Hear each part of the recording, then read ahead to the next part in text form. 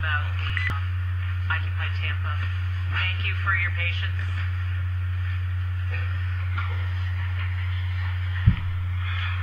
Good afternoon, Council. Brian Dugan, Captain with Tampa Police Department. How you doing today? Alrighty. Thank you for coming out.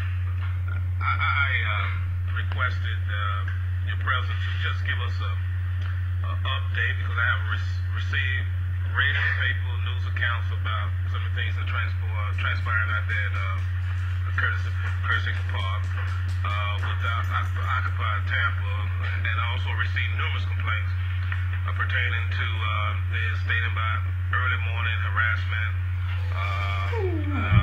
then harassment, flashlights shining in the eyes, and heard where the dog's been out, and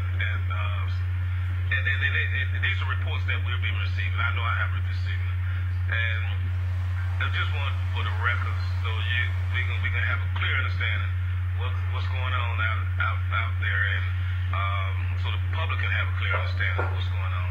To have someone to just expound on that and update us on what you're dealing with and how can all this be resolved.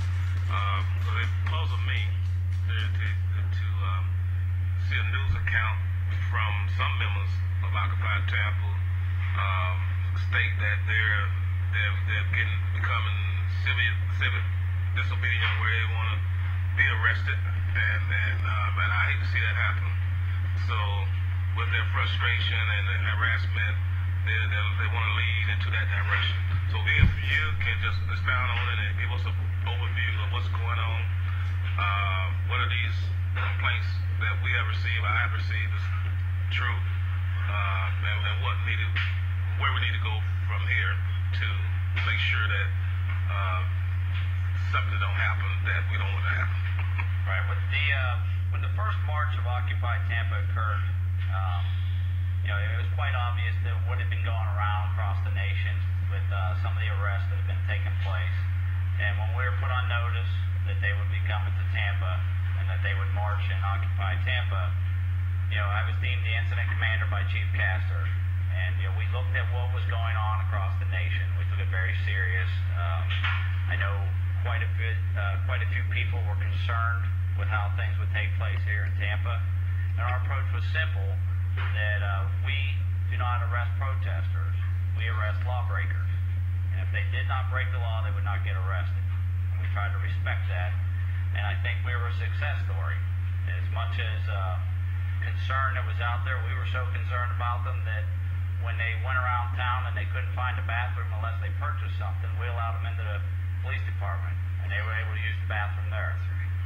We have done everything we possibly could to accommodate them. We do have ordinances, we do have rules in this city, and we have tried to compromise with them and allow them to exercise the right to free speech. And there probably has been some disagreements and some issues, but we have worked with them to try and iron those out. And I do want to thank TPD for being accommodating to Occupy Tampa, but they did admit that they've been able to utilize your facility, and some other businesses in that area have allowed them to use their facility. And I understand the city ordinance, but let me ask you one question, and that is, are they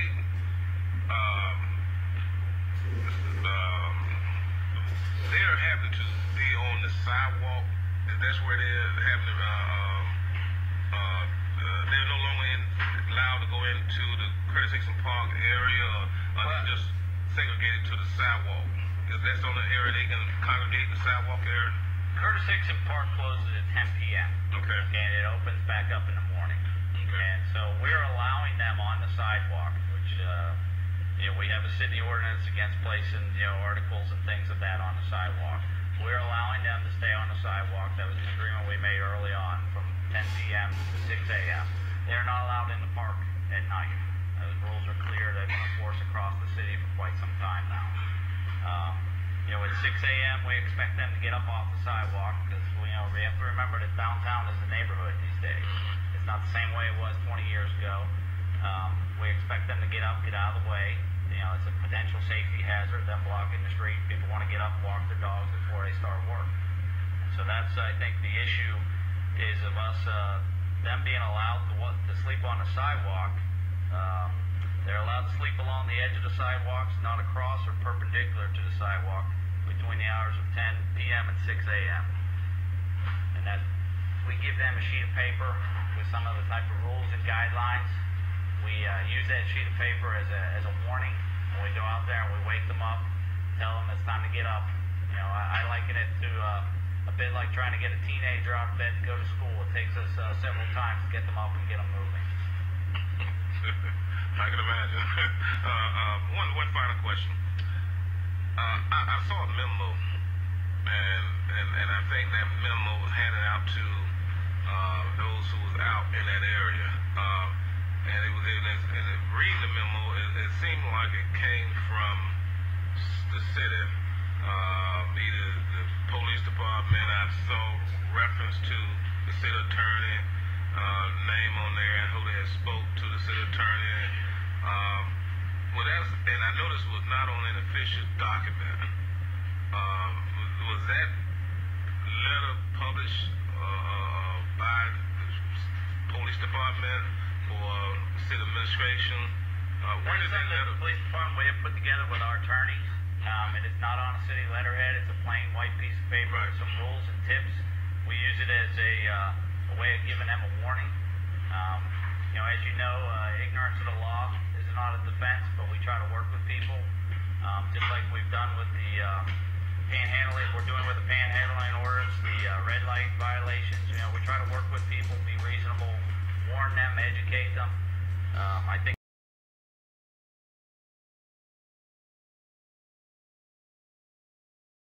we've done an excellent.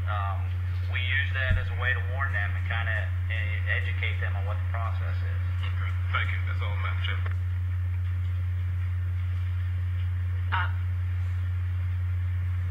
Councilman Suarez?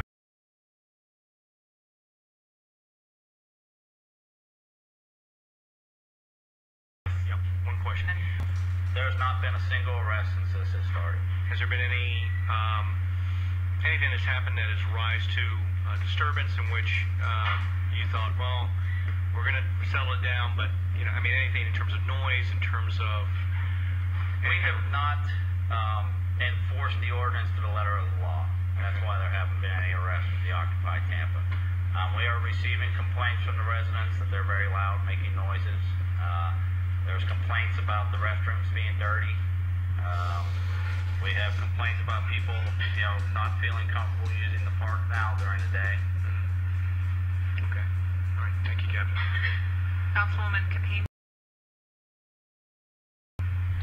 In my office received some concerns about the noise, but when you live in a high-rise, all noise, brakes, sirens, travels up. If anyone has lived in a large city, you hear everything. So I understand that that's part of living in an urban downtown area. Of course, we don't want to disturb anyone's peace and quiet to sleep the night. Of course, we don't have a noise ordinance, do we? We used to have. What do we have? Yes, we have a noise ordinance. But it's okay. So the one we don't have pertains to car stereos. I'm trying to. I know there's something that we lost because of it's the car stereos. Okay, so it doesn't pertain to loud voices or music. Well, it does pertain to music.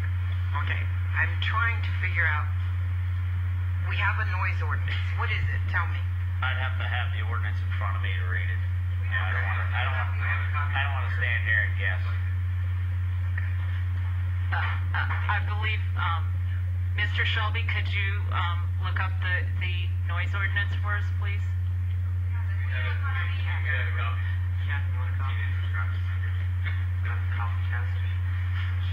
Well, someone. Mr. Schimberg, since I asked the question, Mr. Schimberg, if we do, tell us, or Jim Schimberg, City Attorney, that there is a noise ordinance, and if there's noise complaints, the police have an ability to go out there and measure the decibel levels and see if there's a violation. I'm not sure if in this situation there have, been any complaints that have risen to that level. from how far away do you measure the noise?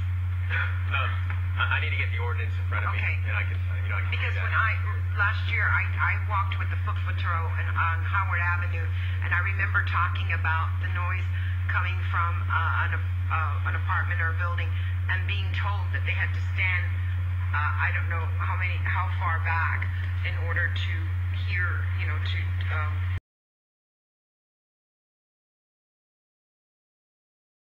measure the decibel. We'll get a copy of that to you, but again, and that's one of the tools that the police have available to them if there's a complaint. I read one of the articles that talked about loud noise in the middle of the night. That's one option. I kind of doubt that would have risen to the level of being a violation, but I didn't have the to measure it. Okay, as opposed to the noise being so loud that it reaches those decibels, as opposed to the noise carrying up the tunnel or whatever, what have you, with these buildings.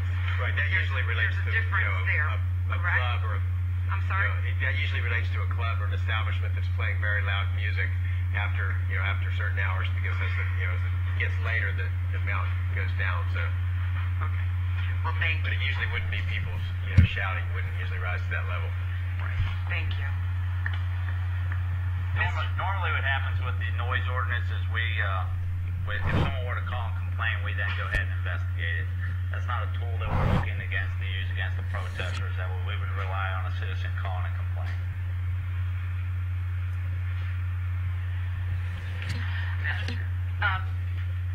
Thank you for being patient, waiting all day, and filling us in. I think my questions are probably for Mr. Schimberg, and I just wanted to let council know that we just passed out copies of the rules. This is amended from the rules that got passed out, that you passed out last Friday to the protesters. I had asked Mr. Schimberg if legal could take these and reference the code, because these are the rules that the police department shared last Friday with protesters, I believe. But the only change here is that our legal department references the sections of codes that these rules apply to. Because that was my concern, and I actually went and spoke with the protesters last night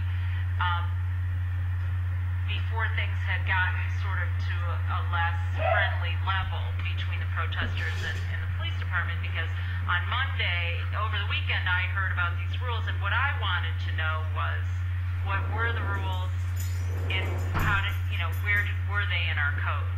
So this was given to me. It explains it, but some of the questions that come up last night that I couldn't quite figure out, and I was trying to answer their questions, and unfortunately I didn't have anyone there from TPD or from legal, which would have helped. But I think what it kind of boils down to is the sidewalk where you're allowing people to sleep is a thoroughfare, right? So there's nowhere in the code, I don't know if there's anywhere in the code, because it's not part of these rules, where it says you can't sleep on a sidewalk, but it seems to me it's pretty, is that just assumed that a thoroughfare is not a place for people to sleep? So it's not like, or is it somewhere specified in the code that you can't sleep on a sidewalk? There has been some discussion about that. Jim Schimberg, City Attorney, the specific ordinance that we referenced there had to do with an object on the sidewalk. There was some discussion last week where you're allowed to have a table with leaflets and things like that, but it doesn't specifically say people. There's some discussion as to whether it means people or not. So we've been trying to interpret that. Is there anywhere in our code that does say that? That's my question. That references people as opposed to people and sidewalks? Yeah. specifically people Right. and sidewalks. And my thought is that you don't do that because it is a sidewalk. It is a thoroughfare, so it is made for walking and other things, but not lying down. I mean, is that a reasonable legal assumption? Yes, and again, one of the things that Mauricio Rodriguez is here, who represents the Parks Department, and I think there technically is an interpretation that that sidewalk in front of Hickson Park is technically part of the park, and we do have an ordinance that says you can't sleep in the park. However, they've been trying to, to interpret things in a way that would not cause a problem and would allow peaceful demonstration. Okay. So I'm saying I technically see we that. can say that's part of the So park. that was a way to make it to feel that this was a legal thing to do for them to be sleeping on the sidewalk, because it's codified that you do not, that the park is closed, so you can't be sleeping in the park. That's You can't the even thought be behind in it. the park when it's closed. Right. And then there's also another ordinance Okay. that talks about not sleeping in parks. Right. So, So but in this, terms of sidewalk, there's an ordinance that talks about not having things or objects in the sidewalk. right. But that could be a sleeping bag. It could be. I'm not a lawyer, but I kind of don't find that to equate people with tables. Right. So I'm saying we haven't done I that. know corporations are people, people are Right. tables. I don't, That's why. That's exactly why we haven't interpreted it that way. I'm sorry, but Right. So I'm saying that's why we haven't interpreted right. it that So way. this is my question after, I spent 2 hours talking and listening, more of it listening to these people last night and trying to kind of understand where they were. And I was defending our code and our law enforcement and our legal department in that they have been, and I use the word liberal, about allowing people to be in the park and to sleep there on the sidewalk. But what the question, after I thought about it a little bit, was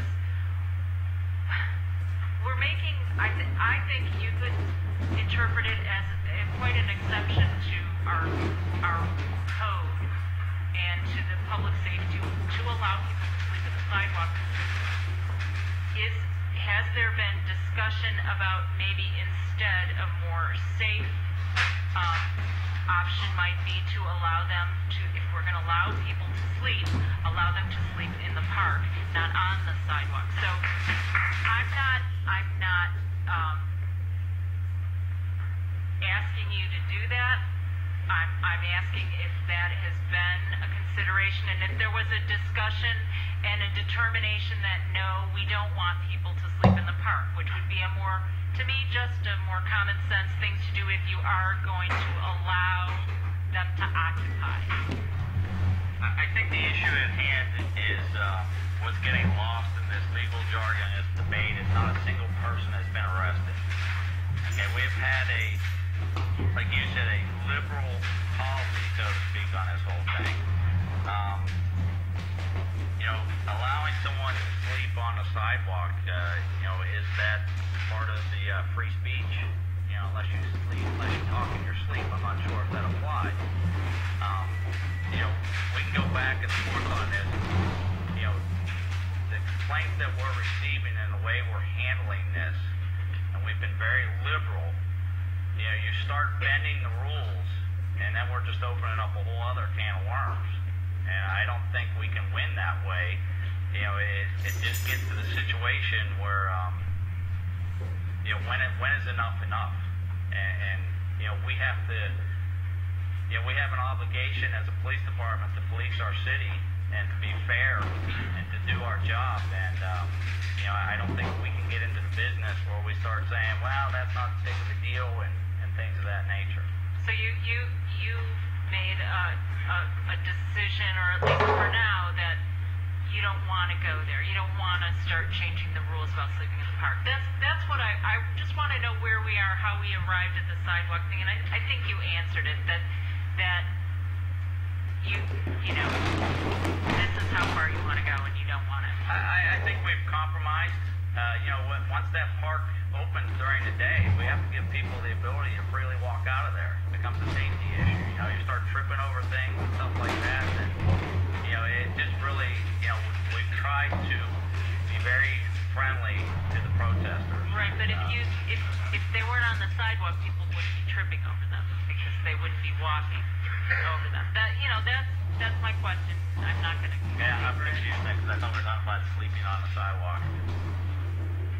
Right, I'm saying you made the decision to allow them. Legal and TPD decided we were going to let them sleep on the sidewalk, as opposed to making the more lenient exception decision that you and I guess the Parks Department had made to allow them to say sleep on the grass next to the sidewalk or something like that, but it wouldn't be in the right. Yeah, the park is closed at night, and we don't allow them to sleep there. You're not allowed to sleep, period, in the park. We compromise allowed them to sleep on the sidewalks. When the park's open, we ask them to get up. You know, I'm not sure how much of an obstruction they are for people exiting the park when no one's in the park. That makes sense. Yeah, And also, they're allowed to be in the parks during the day. That's right. They're just not allowed to sleep in the parks during the day. And we're trying to enforce the rules equally against everyone. Thank you. Councilwoman Katina. I also wanted to point out that the parks are open for everyone during those hours, 6 to 10, and we very much, the entire city. I want to stroll over there. I want to go into the park, and it's open to everyone. We also have part of the park. We actually, events are held in the park, and they pay a fee to use the park, nonprofits, and for fundraisers. We had one last Saturday. So when this happens, they are paying a fee to bring in permits along with insurance permits to put up their stage or whatever it is that they may need for that event, which is different than just walking into the park and communing with nature, so to speak. So I want to, everyone to know that we are also dealing with the people that have gone through a process of getting a permit to be in the park and to use the park for specific reasons, but that cannot stop anyone else from being in our public park. That's correct. Yes, legal. That is correct. I mean, there are some private events where somebody has rented the entire park for a private event where you wouldn't let anybody come in. But normally, if they're either having a public event or if it's just a regular day, people are entitled to use our parks. That's what they're for. So they can rent the entire park for a private event and keep others from being there? Yes. Okay. We do have that part of. Thank you for clarifying that. Councilman Cohen. I noticed that there's a lot of people from Occupy Tampa here who are going to speak this afternoon, and I'm looking forward to hearing what all of you have to say about your experience here.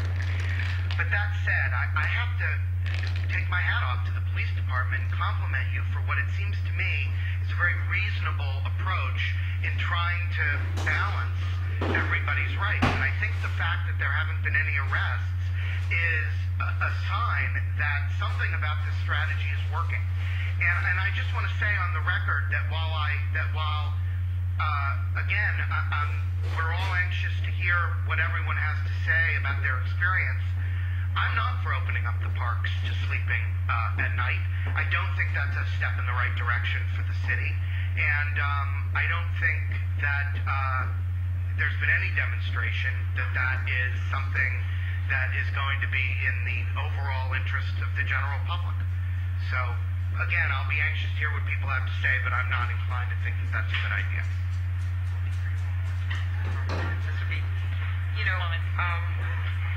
We may look at this.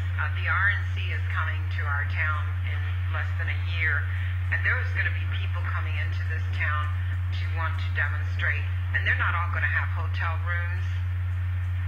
That you can pretty much count. This is a thought that maybe our parking garage or a parking garage that has a cover would be allowed for people to sleep during this very huge demonstration, which will be coming to our town in less than a year. It's a consideration that maybe we can, City Council can move on that and allow a parking or 2 levels or 1 level, or it's covered, and that would be a place where people can stay. That's something. Also, I want to state that the Supreme Court defines free speech very broadly. Dress can be free speech. Writing can be free speech. It's a very broad definition of free speech, and I just want us to keep that in mind. And I promise that, well, I can't promise. I'm not going to promise. This is my last day. Thank you. Bye. Any other? Okay. Thank you very much. Appreciate it. The public comment will be at the end of the meeting. We still have the rest of our meeting to conduct. We are back to item number